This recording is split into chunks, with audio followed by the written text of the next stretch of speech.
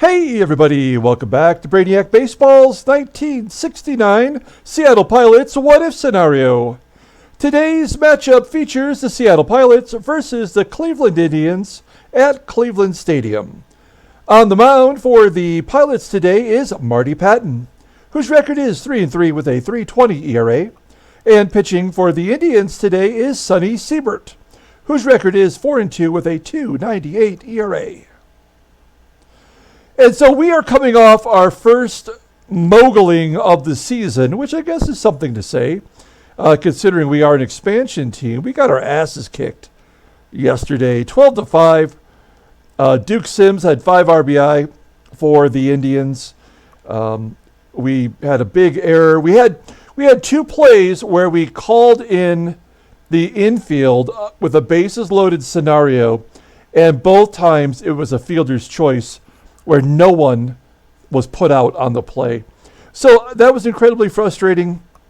They scored 7 runs in that inning, and of course the game was over at that point. But we scored, actually, in all honesty, it was 12-0 into the 9th inning when we put up 5 runs against their closer. So, it was much worse than the final score looked. So. Okay, let's go ahead and get started with today's game. As always, I appreciate everyone following along. Like and or subscribe to the channel. Get your contest entry in. We are doing this contest where we are predicting the San Diego Padres total victories for this season for a really cool prize I will announce on the 10th when the contest entries are complete. And so the Padres had 6 victories when we decided to start the contest. That was only like a week ago or so. So keep that in mind when you pick your winner. You put your entry number in the comments below. So we've got Marty Pattin pitching today. We could have technically skipped Marty and gone to Gene Brabender, but we'll save Brabender for when we get back home. We are going to be missing 2 of our relievers today, 2 right-handers, in fact. And Stevenson both went multiple innings in yesterday's big loss.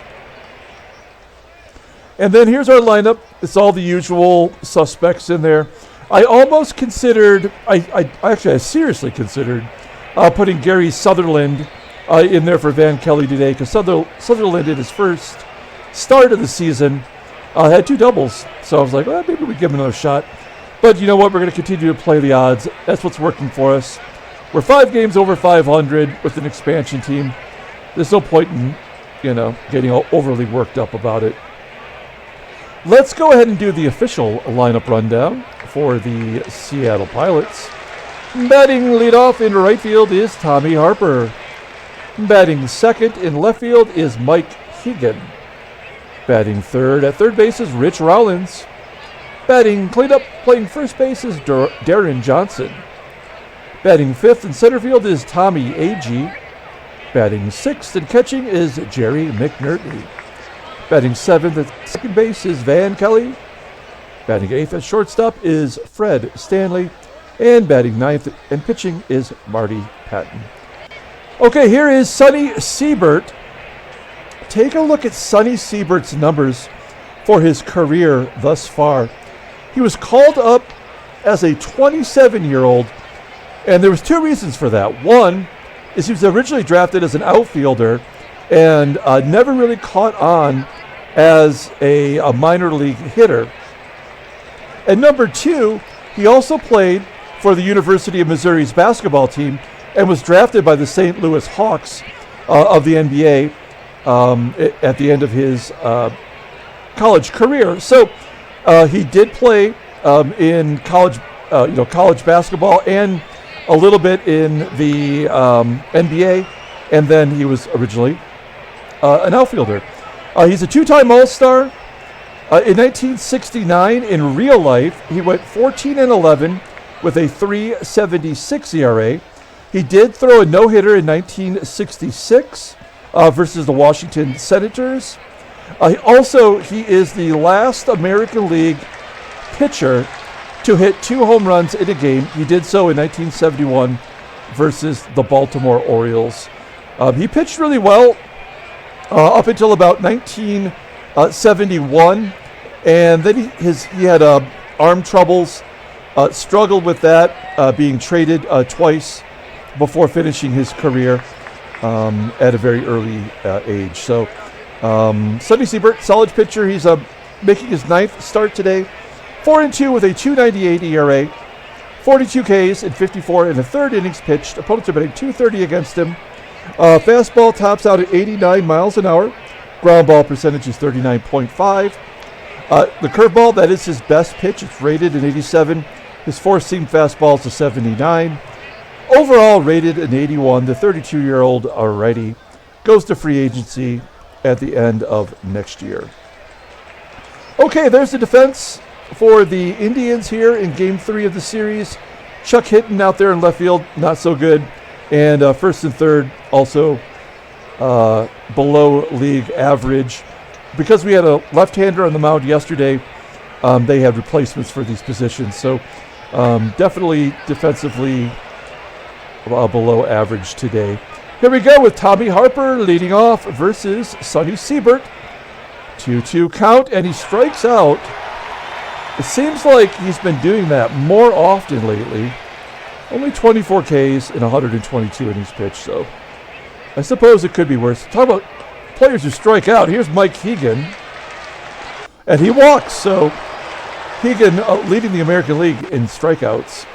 And he's on first base now, which is great because we have our hit and run guy. Rich Rawl, he's batting .292 with no home runs. Ground ball into the hole at short.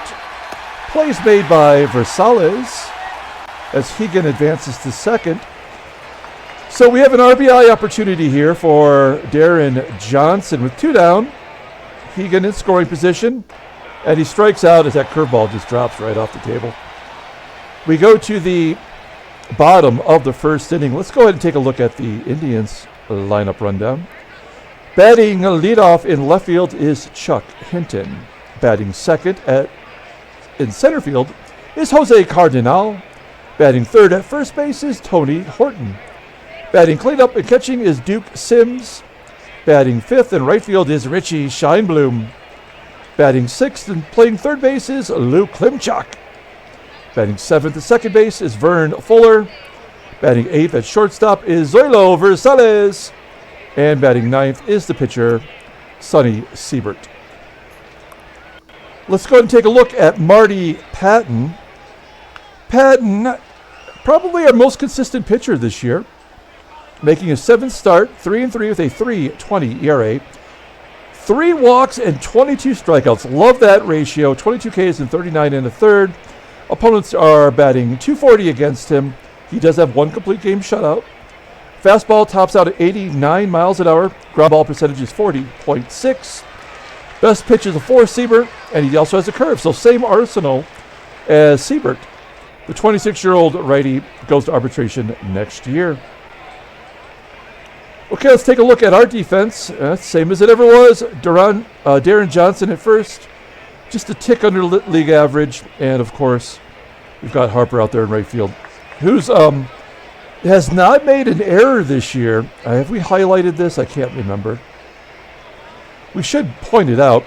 Now, he does have a negative defensive range and a negative defensive WAR, but he's getting the job done. No errors, and he does have an outfield assist. So, in my opinion, he's playing pretty damn good. Okay, here we go. Chuck Hinton leading off against Marty Pattin. Led off game 1 of the series with a home run. Here he hits a ground ball to Kelly. There's out number 1.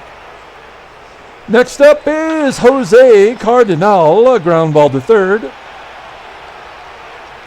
2 quick outs for Pattin. That'll leave it up to Tony Horton, and Horton hits a grounder to short. So ground balls to all infielders, and that's a 1-2-3 inning. Go to the top of the second with Tommie Agee leading off, followed by McNertney and Kelly. There we go. Agee shoots it down the right field line up against the wall for a triple.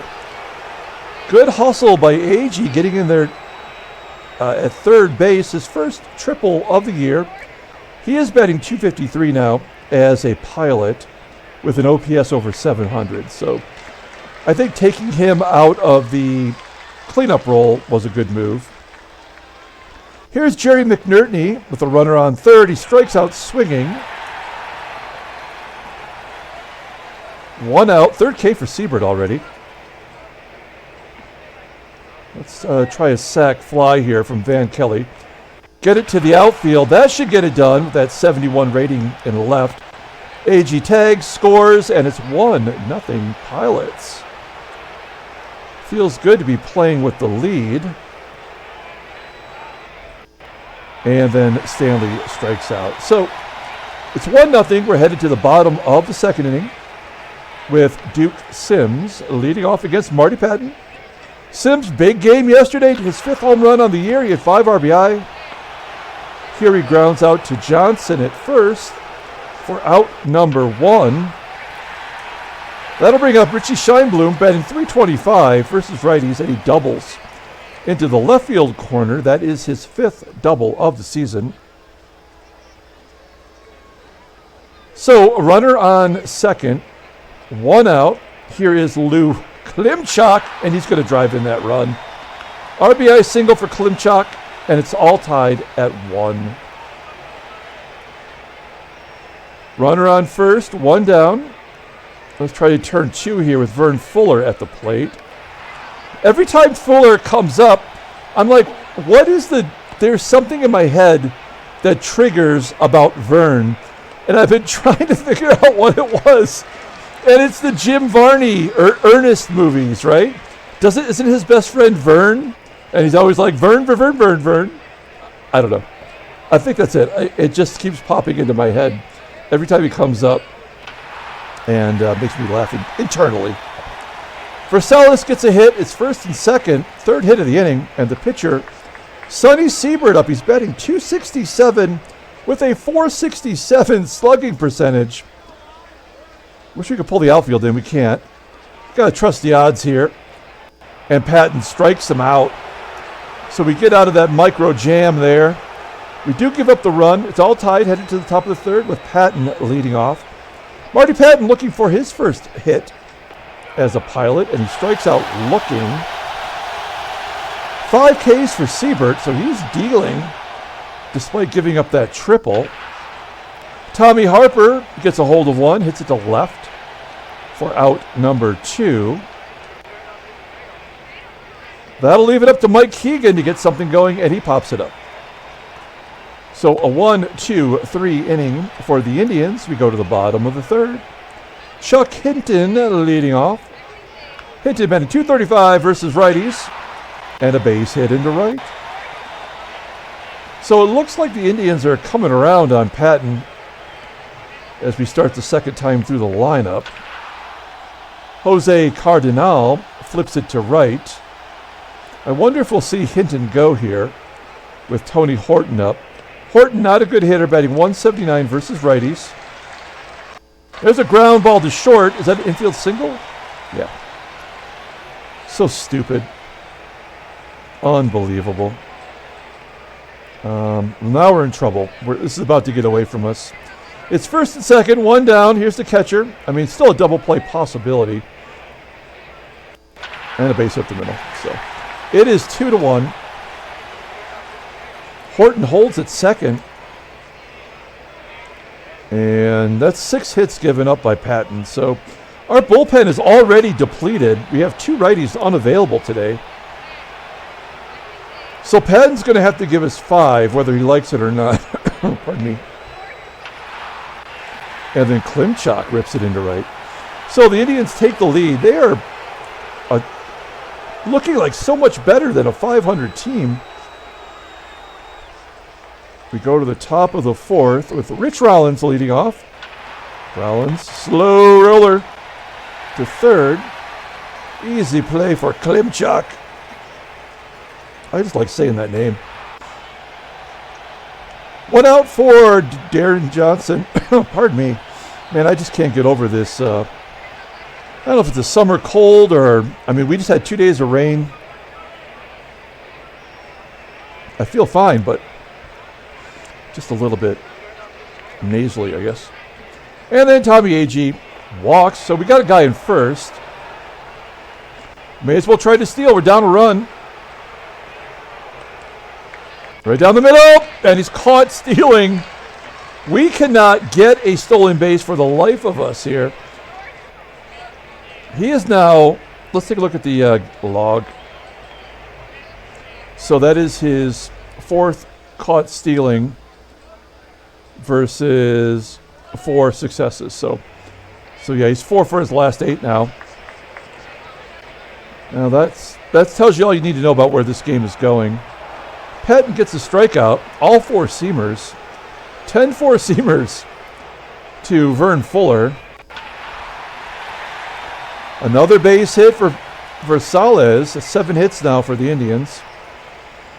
We'll bring the corners in case Siebert tries to lay down a bunt. He does. A comebacker to Pattin. That'll get Versalles over. And a chance here for Chuck Hinton to give an insurance run to the Indians.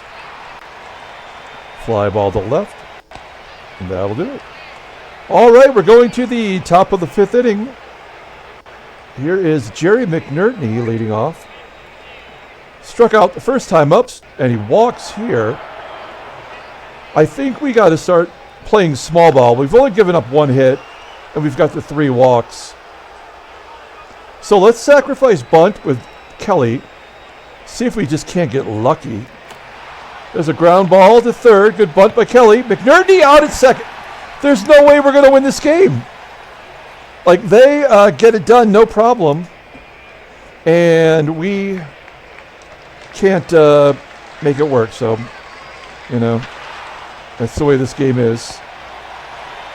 We're evening it up as Stanley grounds into a double play. Well, let's see if we can't get Pattin 1 more inning here.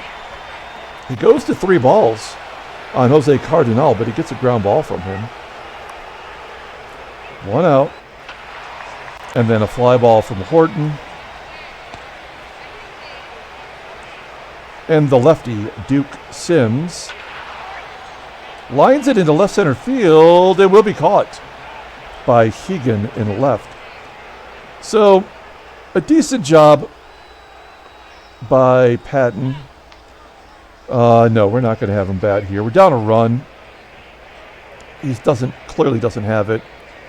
We're going to let Don Bosch pinch hit. Full count, and Bosch walks. There we go.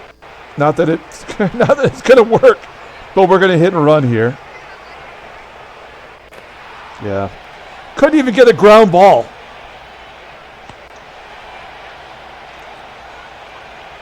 Well, this will be a strikeout. No, it'll be maybe another walk. Wow, Hegan's walked twice today. He does walk a lot. I mean, that is his thing, but he strikes out a lot too. Okay, well, at least we have Rich Rollins up. I feel good about him in these situations. He's batting .302 versus righties. He's 0 for 2 today. There is a deep fly ball to center field, falling short of the warning track. Bosch will tag. Takes third for Deron Johnson. Deron Johnson has absolutely been horrible since that 2-hit stretch right here where he had 3 games in a row. And then he's just been striking. He had a 4K game. He had the golden sombrero even. So he's very streaky. I think it was Sean that said he's a lot like Rob Deere. And I can't argue against that when you see numbers like that. Yeah, if we had successfully sacrificed, we would be tied up right now. Okay, we do have a switchy and a lefty. So we're going to bring in Ron Locke for 1 inning, and then it'll be Agee and Marshall, depending upon whether or not we can, tie it up or not. Okay, here's Richie Sheinblum. Ground ball into the hole at short. Stanley makes the play, 1 down. Luke Klimchock hitting the lefties like he's Wade Boggs, batting .444. Here it's a pop-up. to Kelly at second. There's 2 outs. Let's see if Ron Locke can give us one more out here. No, he's going to walk him. Because of course he is. Here's Zoilo, Versalles. And he gets him to pop it up at home plate. That is a sky-high ball. And it's caught by the first baseman, Johnson. We go to the top of the 7th inning. We're only down a run, but we've only got 1 hit to go with those 5 walks. Yeah, this is just not going to be our game. We're actually going to be swept by the Indians. They're the better team, so we should be surprised. As McNertney gets a base hit. That's only our 2nd hit. McNertney, you could count on him, to get a hit occasion, like once per game anyway. Here's Van Kelly, 0-1. Fly ball to right. His average drops to 232. And Fred Stanley, as a rookie, just trying to keep his average above 200. He pops it up. We are going to the bottom of the 7th inning. We're going to bring in Diego Agee here. Assuming that we're going to not score a run, Agee can go the last 2 innings. Here's the pitcher, Sonny Siebert. 2-0 count. Oh, he just rips it right at Kelly. Unfortunately, that did not look like a pitcher swinging the bat. 1 out. Here's Chuck Hinton. Line drive to left base. Falls right in front of Kelly. Hegan. Now, will they be going here? I don't know. Yeah, basically. So, this is not an ideal situation. Good speed on the base path. Here's Tony Horton. 2-0 count. That was a good pitch placement from Agee. Gets him to pop it up to short. 2 down, and now we have the lefties coming up. We could bring in a lefty, but I think we are probably just as likely to get outs with Agee. Looking at the splits, yeah, it's like John Morris, lefties are batting .444 against him. So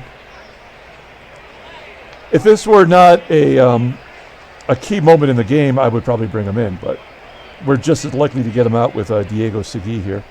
0-2 count. And a high fly ball on the infield.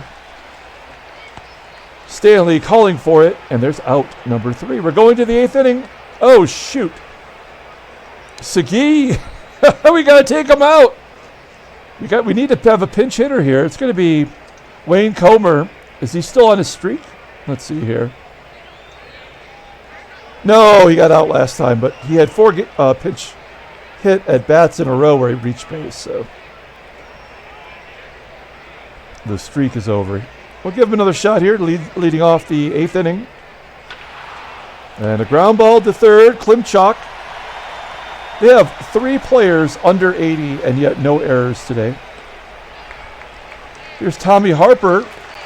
Come on, we need 1 swing of the bat to tie it up. Only 2 hits today.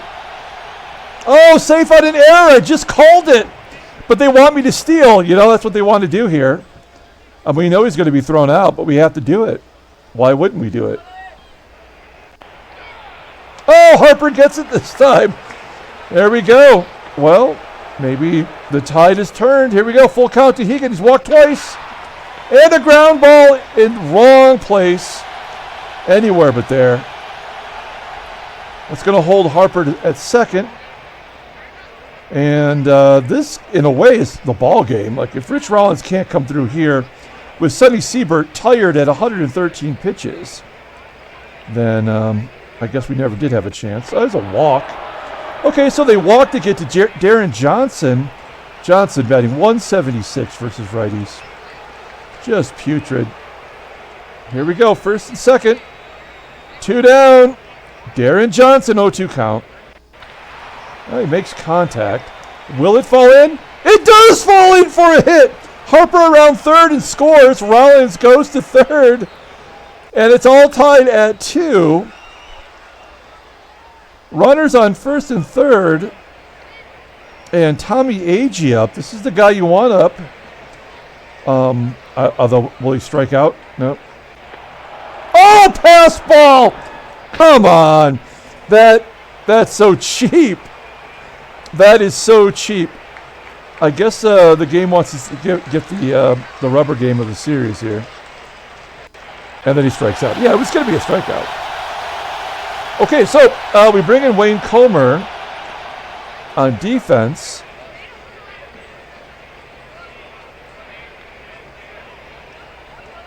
Okay. So he's in there. Yeah, make sure he's good. So good defensive improvement there. And we're going to bring in our closer. This worked out all right. Pinch hitting with Bosch. That was a good call on my part. So here's our closer. Mike Marshall is going for his 9th save. He's got 2 blueies. All in all, pretty solid.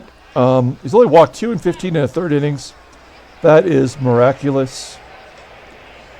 Okay, here is Richie Sheinblum. Okay, it's Sheinblum, Klimchock, and Fuller, as Sheinblum will bat left-handed here, versus Marshall. 1-2 count. Ground ball to short, Stanley. Oh, no! Come on. Come on.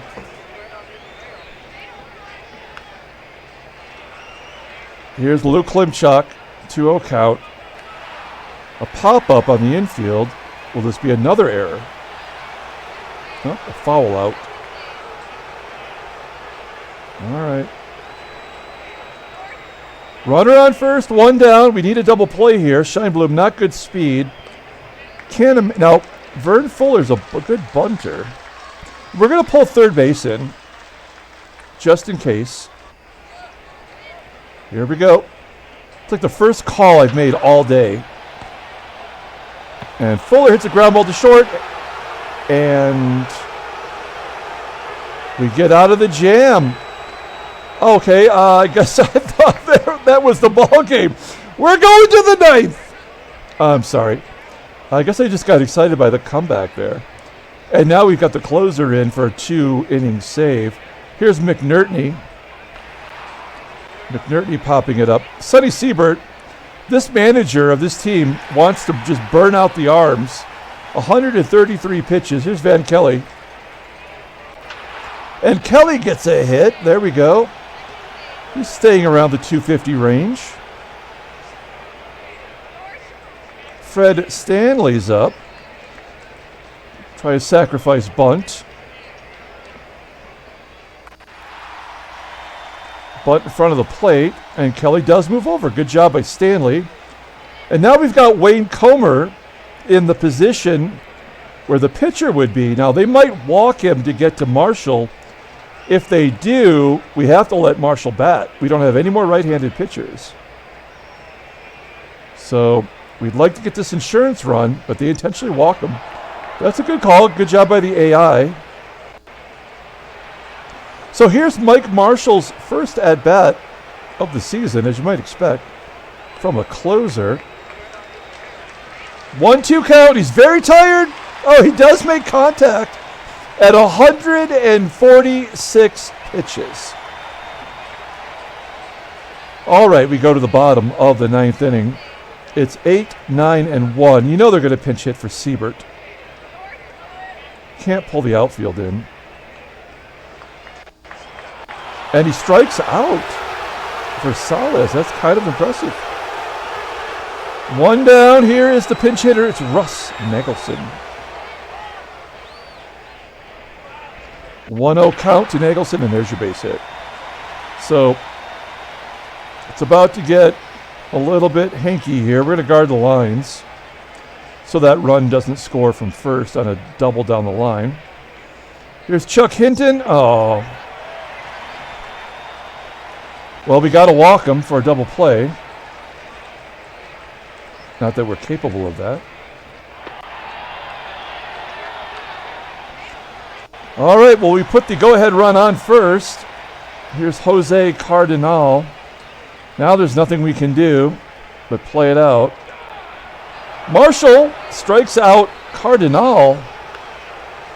And that will bring up Tony Horton. He is one player who is really not doing too well offensively on the team. He's betting 185 versus right-handers. I mean, there's nothing we can do defensively. There's no other play to call here. So here we go. 0-2 count. Popping it up. We might get out of it. We just need Kelly to catch it. And he makes the catch. The Pilots win a very surprising victory, as the pass ball was the difference. Unbelievable. So frustrating. We'll take the victory because we need it. We're now 5-2 in the month of May. Let's take a look at the standings. Make sure that, okay, it's American League. Well, once again, we are tied for the lead in the West with Oaktown. California is 10 games back already.